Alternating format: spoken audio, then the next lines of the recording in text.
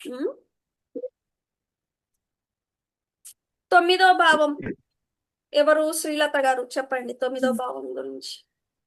తొమ్మిదో భావం పితృస్థానం, ఉన్నత విద్యలు, ఓకే. గురువు, గురువు విద్య వల్ల వచ్చే గౌరవం, ఉమ్, గురువు మీద ఉండే భక్తి, ఉమ్, విద్యాస్థానం, ఉమ్, ఆ, పూర్వపుణ్య ఉమ్, ఫలం, పూర్వపుణ్య స్థానం, ఉమ్, తర్వాత ఆ విద్య వల్ల వచ్చే గౌరవం ఇలాంటివి. ఉమ్. అంటే మనం ఎంతవరకు భాగ్యస్థానం చదువుకోగలమో. కూడా. భాగ్య భాగ్యస్థానం, అవును, భాగ్యస్థానం, భాగ్యం, పితృస్థానం, పితృస్థానం, భాగ్యస్థానం. ధనం, ఎందుకంటే ధనం పితృ వల్ల వచ్చే ధనం, ఉమ్, వారసత్వ సంపద, వారసత్వ వృత్తి, ఉమ్, ఉమ్, తీర్థయాత్రలు, ఉమ్. దూరదేశ ప్రయాణ. యాత్రలు కూడా. అది ఎవరికి ఎప్పుడు తీర్థయాత్ర, చెప్తాము? ఏజ్ బాగా ఏజ్డ్ పర్సన్స్ ఈ భాగ్యాధిపతిది ఏమన్నా దశలు అంతర్దశలు ఉంటే మీరు ఈ ఇప్పుడు 60+, 70+ ఉంటారు కదా, మీరు ఈ ఏజ్ లో మంచి తీర్థయాత్రలు చేస్తారని మనం చెప్పొచ్చు అనమాట. అందరికి చెప్పడం హైయర్ ఎడ్యుకేషన్. ఆ వాళ్ళు అడిగే దాన్ని బట్టి మనం ఆ భావం అనేది చెప్పాలి.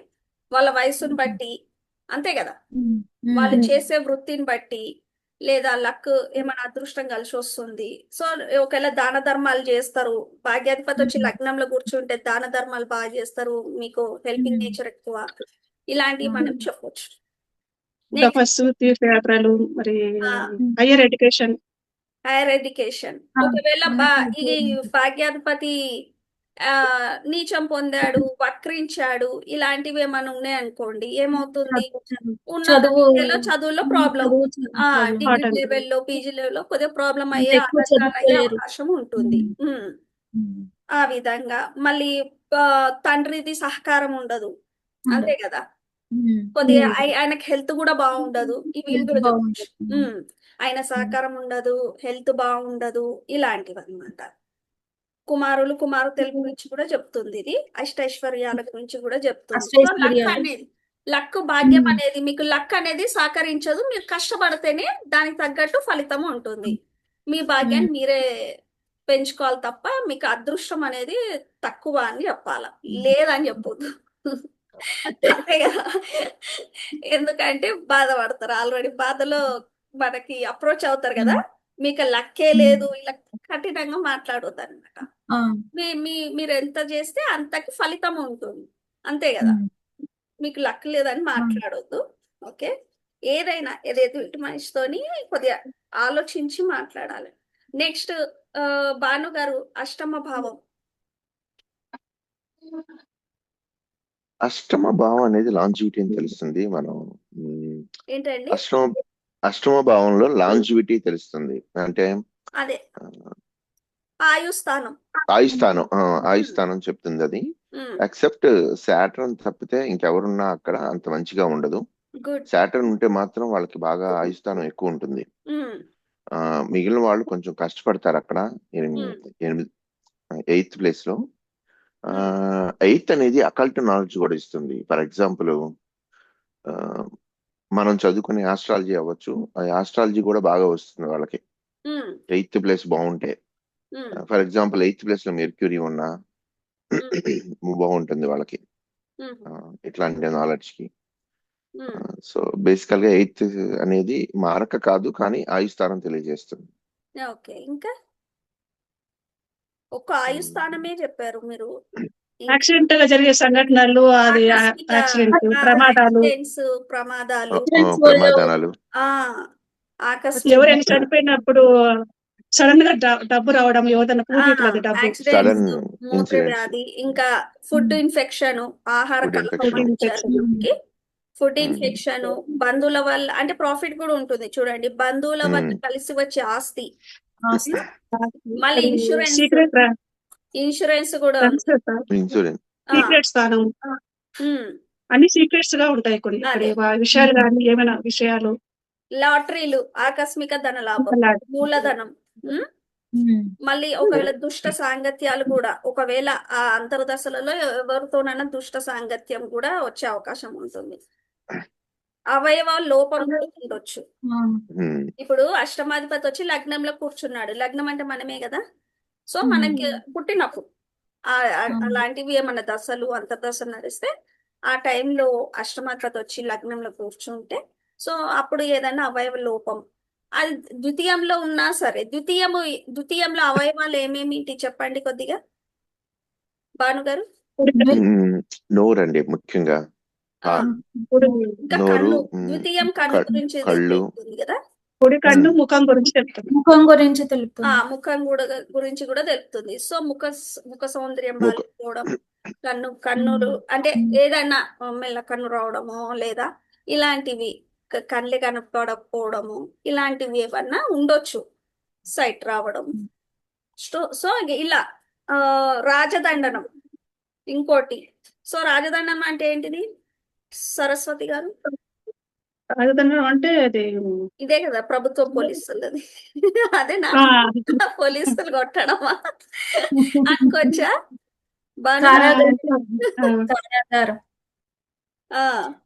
సో శిక్షలు వేస్తారు కదా మేడం, శిక్షలు.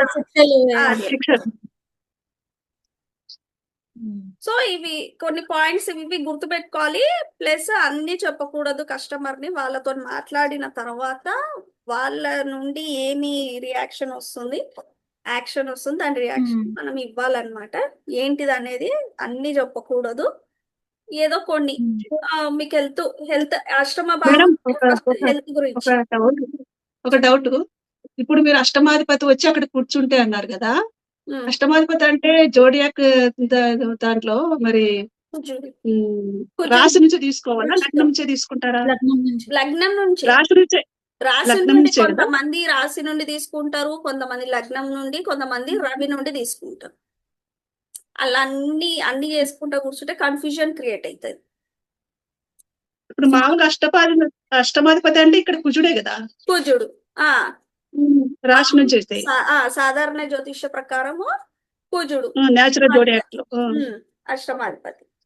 లగ్నాధిపతి అంటే వాళ్ళకి ఏ స్థానం 8 అవుతుందో 8వ స్థానాధిపతి మామూలుగా ఇప్పుడు సాధారణ జ్యోతిష్య ప్రకారము ఇలా చూస్తారు. మళ్ళీ లగ్నం నుండి మళ్ళీ ఈ అష్టమాధిపతి ఏ స్థానము మళ్ళీ అది కూడా చూడాలి కదా. మళ్ళీ చంద్రుడు అంటే కుజుడు లగ్నం నుండి మళ్ళీ 4వ స్థానాధిపతి కావచ్చు, భాగ్యాధిపతి కావచ్చు, అంతే కదా. లగ్నం నుండి మళ్ళీ రాశి నుండి మళ్ళీ ఆ స్థానం అనేది మారిపోతుంది చంద్రుడు చూస్తే. అప్పుడు లగ్నం నుండి కూడా కుజుడు 8వ స్థానంలో ఉంటే అది కొంచెం దోషం అన్నట్టుగా. సో అన్ని కలపొద్దు, అందుకనే మామూలుగా చూడాల. లగ్నం నుండి చూసి నేర్చుకోవాలా. తర్వాత ఏదో ఒకటి ఫాలో అవ్వాలి. మళ్ళీ మీకు భావాలన్నీ మారిపోతుంది కస్టమర్ కి, అంతే కదా. చంద్రుడి నుండి మళ్ళీ భావం మారిపోతుంది కదా. లగ్నమే చూస్తారు మాక్సిమం. లగ్నం నుండి ఎందుకంటే ఆ సమయానికి పుడతాం కాబట్టి అది కొద్దిగా బలంగా ఉంటుంది. 80%, 90% చెప్పొచ్చు. నెక్స్ట్ షష్ఠ భావం శ్రీలత గారు. షష్ఠ భావం వచ్చేసి 6th హౌస్ రోగస్థానం, శత్రువుల జయస్థానం, తర్వాత మనకి ఏమైనా సడన్ గా ఏమైనా యాక్సిడెంట్స్ కానీ అట్లాంటి అవ్వచ్చు. అట్లా ఆ హౌస్ లో ఏమైనా వచ్చినప్పుడు అట్లా నెగిటివ్ గా ఏదైనా ఉన్నప్పుడు యాక్సిడెంట్స్ సడన్ గా, అదే సడన్ డెత్స్ అలాంటిది ఏమీ లేదు కదా ఇక్కడ. సడన్ డెత్స్ అనేది లేదు. మృతి అనేది ఉంది కదా. ఓన్లీ డిసీజ్, ఓన్లీ దెబ్బలు, దీర్ఘకాలిక రోగాలు, స్థానం, రోగస్థానం, యుద్ధము, కలహము, మళ్ళీ తిండి కోసం పడే తపన, కష్టాలు, శత్రువుల సంతోషం, దెబ్బలు తగ్గడం, ముఖంలో కల తప్పడం, ఇలాంటివి. మూత్రవ్యాధి, నిందలు కూడా పడతాయి కదా. సో కారాగృహం. సో ఇది కారాగృహం గురించి కూడా తెలుపుతుంది. అష్టమ స్థానం కూడా కోర్టు వ్యవహారాల్లో గెలుపు, రాజకీయాల్లో గెలుపు, పోటీ పరీక్షల్లో గెలుపు విజయాలు, సోదరులతో కలహం, ఇలాంటి. ఓకేనా? షష్టభావం మంచిగా చెప్పాలి మీరు. అంటే అన్ని నెగటివ్ గానే ఉంటది మొత్తం. మొత్తం నెగిటివ్ గానే ఉంది. పాజిటివ్ ఏమని చెప్తారా భాను గారు? చెప్తానండి. 6th అక్కడ 6th ప్లేస్ లో ఎప్పుడు క్రూర గ్రహాలు ఉంటే బాగానే ఉంటుంది. మంచి గ్రహాలు ఏంటండి? దాని 6th ప్లేస్ లో ఎలా చెప్పచ్చు, బ్యాడ్ ప్లానెట్స్ ఉంటే ఎప్పుడు బాగానే ఉంటుంది. 3, 6, 8 లో 6th ప్లేస్ లో మామూలుగా నైసర్గిక పాపగ్రహాలు ఉండొచ్చు. పాపగ్రహాలు అవి ఉండొచ్చు. ఉంటే విజయం సాధిస్తాము. సర్వీస్ లో కష్టపడి మంచిగా విజయం కష్టపడి సాగు. సాధించవచ్చు. సో పాజిటివ్ అనేది ఉంటుంది అన్నమాట. నెక్స్ట్ సరస్వతి గారికి తృతీయం. తృతీయం ఇది కనిష్ట సోదరుల గురించి తెలుపుతుంది. అది సాహసము, పరాక్రమము, ప్రయత్నం చేయడము, స్వప్నాల గురించి తెలుపుతుంది. స్వప్నాలు అయితే లేదు ఇక్కడ. కళలు కళలు స్వప్నాలు, కళలు, ఇది ఆన్లైన్ ఎడ్యుకేషన్, దగ్గర ప్రయాణాలు, దగ్గర బంధువులు. సో దగ్గర అది ఆహారం, food poison. So food poison, ఆహారం, అదే ఫుడ్ పాయిజన్, మారకం గురించి కూడా తెలుపుతుంది. అష్టమం తృతీయం కాబట్టి మారకం అలా. సో అష్టమం తృతీయం ఇది ఎలా వస్తుందో చూడండి ఇది ఒకసారి. సమాచారం గురించి కూడా. సమాచారం అంటే ఇట్లా సమాచారం అంటే చిన్న చిన్న సమాచారాలు కలిపేస్తున్నారు. ఇదే మేడం కమ్యూనికేషన్స్ అంటారు కదా. Communication, తృతీయం communication. సో ఇక్కడ అష్టమం చూడండి, ఇక్కడ ఒకసారి అష్టమం ఉంది. ఈ అష్టమం నుండి మళ్ళీ 8వ స్థానం తృతీయం అవుతుంది, అవునా?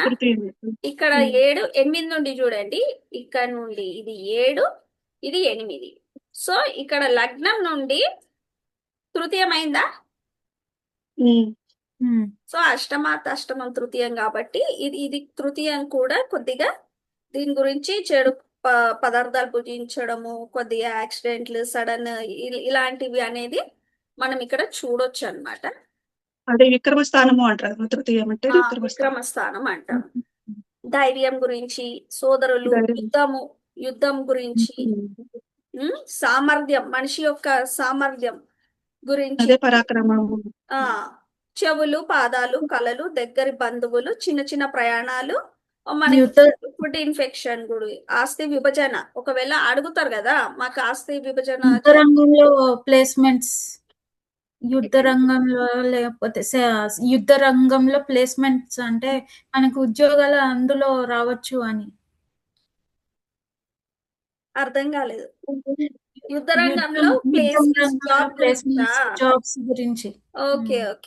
ఒకవేళ తృతీయాధిపతి దశమానికి కనెక్ట్ అయితే, దశమాధిపతికి అలా కనెక్ట్ అయితే, ఒకవేళ వాళ్ళు ఇక్కడ పోలీస్, మిలిటరీ సెక్షన్ అలాంటివి కదా, అలాంటివి ఏమైనా ఉంటే అప్పుడు ఆలోచించాలన్నమాట. అది కుజుడు కూడా ఇన్వాల్వ్మెంట్ ఉండాలి, తెలుసు కదా కుజుడు అంటే.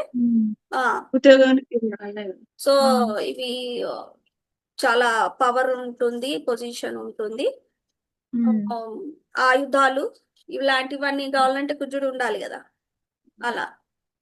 సో తండ్రికి సంబంధించిన ప్రదేశం గురించి కూడా తృతీయ చెప్తుంది అన్నమాట.